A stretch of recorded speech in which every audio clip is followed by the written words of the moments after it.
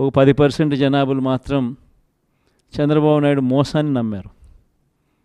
Chandrababu Naidu campaigning ఇంటింటికి పోయినప్పుడు వాళ్ళ ఎమ్మెల్యేలు చేసిన క్యాంపెయిన్ పిల్లలు కనపడితే నీకు 15,000, నీకు 15,000, నీకు 15,000, నీకు 15,000 సంతోషమా అని అడిగే క్యాంపెయిన్.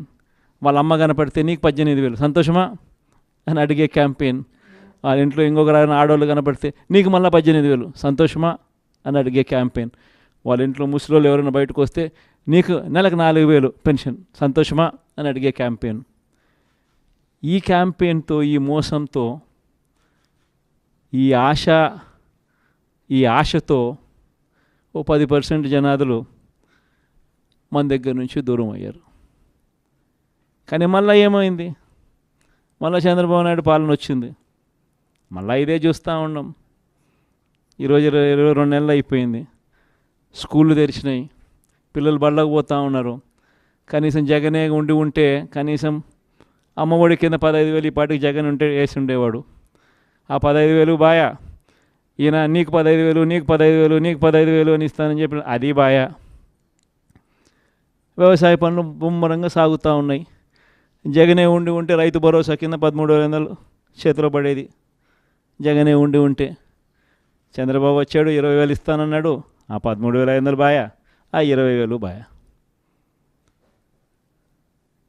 ఈరోజు రాష్ట్రంలో ఉన్న పరిస్థితి జగనే ఉంటే పెద్ద చదువులు చదువుతూ ఉన్న పిల్లలందరికీ పూర్తి ఫీజు రీయింబర్స్మెంట్ కింద ప్రతి త్రైమాసికం అయిపోతూనే ప్రతి 3 నెలలకు ఒకసారి, ఆ 3 నెలలు అయిపోయిన వెంటనే ఫీజులు జమ అయ్యేటి. ఇప్పుడు జనవరి, ఫిబ్రవరి, మార్చి త్రైమాసికానికి సంబంధించి ఫీజులు ఎగిరిపోయినాయి. మామూలుగా జగనే ఉండుంటే మేలో పడి ఉండేటివి. అది బాయా.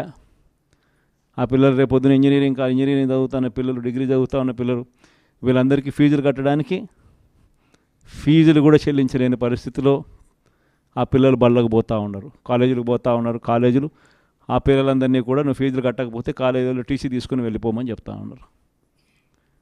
వసతి దీవెన ఎగిరిపాయి. ఏప్రిల్లో జగనే ఉండుంటే వసతి దీవెన కింద ప్రతి తల్లికి సహాయం అందేది ఆ పిల్లాడు చదువుల కోసం. అది ఎగిరిపాయి.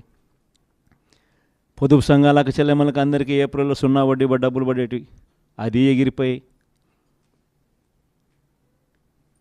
నేను చెప్పేది ఒకటే చెప్తా ఉన్నాను. ఏదైనా కూడా మోసం, అబద్ధాలు, అధర్మంతో చేసే ఏ పాలనైనా కూడా ఎక్కువ రోజులు ఉండదు.